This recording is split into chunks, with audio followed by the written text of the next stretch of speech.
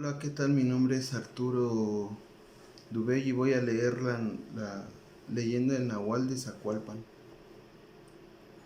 Te voy a matar, dijo Vicente a un aterrorizado Chas, ingeniero de la Colima Lumber Company, encargado de la reparación de las vías que atravesaban el pueblo de Zacualpan en el estado de Colima, tren que venía desde el puerto de Manzanillo hasta el norte del país.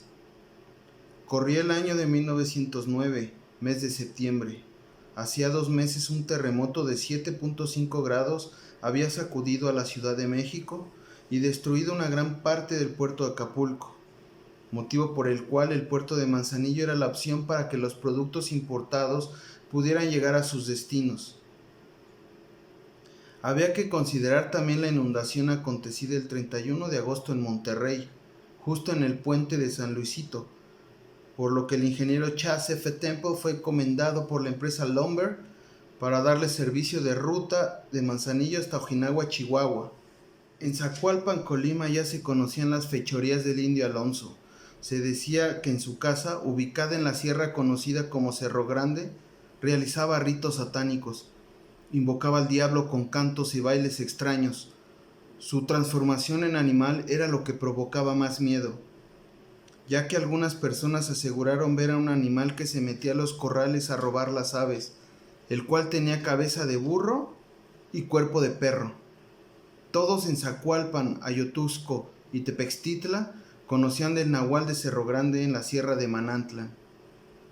La concepción del nahualismo por parte de los habitantes de las comunidades era la de considerar la transformación de un cuerpo a otro a través de la magia diabólica.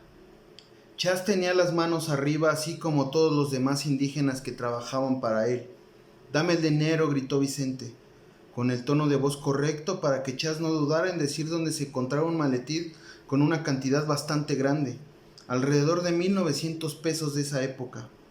Sin dudar tomó la caja del dinero, se carcajeó al revisar la cantidad. Antes de marcharse observó al ingeniero diciendo a este, Magó, adiós en otomí, disparando en la cabeza. Este asesinato originó que las fuerzas federales estuvieran detrás de Alonso durante mucho tiempo, poniendo una alta recompensa por su cabeza. La revolución estalló en 1910, provocando caos en la comunidad. Alonso, que había desaparecido por un tiempo, fue visto de nueva cuenta en Zacualpan hasta el año de 1912. Sus crímenes fueron más notorios por el grado de malicia, donde se incluía el secuestro de jovencitas. Cerca de Cerro Grande había una casa que sobresalía en la comunidad de Ayotuxco. En ella vivía Ramona Munguía, con su madre y con su hermana. Su padre, Carlos Munguía, luchaba en la revolución. Se encontraba en el ejército del estratega Felipe Ángeles.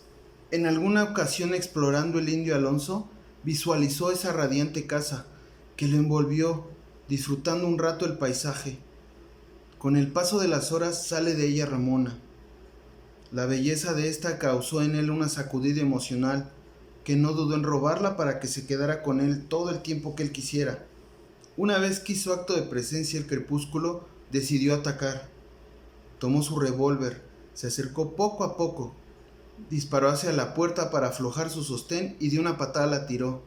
Mató sin pensarlo a la madre y hermana de Ramona, a la cual jaló del pelo y sacó a rastras. Ramona perdió la cuenta de los días.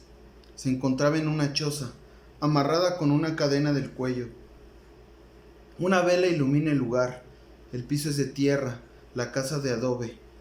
En las paredes hay cientos de hojas con dibujos extraños, símbolos que Ramona no entiende. La tenue luz deja brillar los grandes machetes que cuelgan de la pared, oxidados y algunos de estos con restos de sangre seca. Ramona llora y grita fuertemente para que alguien la ayude, pero no encuentra respuesta. Fatigada se desmaya. Al paso del tiempo entró el indio Alonso, observándola. Prendió algunos quinques y balbuceaba. No tenía sentido nada de lo que decía. Ramona tenía una mirada de horror en su rostro. Tengo que purificar tu vientre. Sí, eso. Una vez más, una vez más. De entre todas las palabras sin sentido, esta oración era lo más elocuente. Otros tantos enunciados eran en otomí, sutu, que es diablo en otomí. Esto era algo repetitivo. Alonso tomó un machete de los que estaban colgados en el muro y se abalanzó rápidamente, y antes de llegar con fuerza a la cabeza de Ramona, cayó desmayado y fulminado. Ramona no dudó en tomar el machete y empezar a empuñarlo hacia la cabeza de Alonso, a modo de defensa, el cual permanecía inerte. Su instinto de supervivencia la hizo perder el miedo, y cegada por la rabia no paró hasta que la cabeza de Alonso se desprendió de su cuerpo. Vicente Alonso, el nahual de Cerro Grande, había contraído la fiebre amarilla, por lo que perdió el conocimiento antes de poder lastimar a Ramona.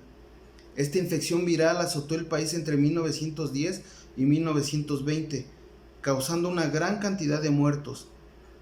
Esta fue otro enemigo al que se enfrentaban las fuerzas revolucionarias. La alta temperatura había provocado que Alonso tuviera alucinaciones y una alta fiebre que llevó a derrumbarlo. Ramona bajó del cerro ensangrentada y muda, caminando sin sentido con la cabeza del indio Alonso tomada entre sus manos. Ella se encargó de pregonar la leyenda del Nahual. Fue la única que conoció su casa. Estos traumas la llevaron a un hospital psiquiátrico, del cual no salió durante una década. Hasta sus últimos días de vida en el pueblo, aseguraba que el indio Alonso se transformaba en diferentes animales, y que con sangre invocaba al diablo, al Zutu. Los pobladores de Zacualpan afirman que hay apariciones extrañas en Cerro Grande. No se introducen a esa zona por las noches, ya que aún deambula el espíritu maligno del indio Nahual en forma de animal, con grandes dientes y gran cabeza de burro. Quiero agradecer y dar crédito al Faro Azcapotzalco de la red de faros de la Secretaría de Cultura de la Ciudad de México, y pues esta fue mi leyenda.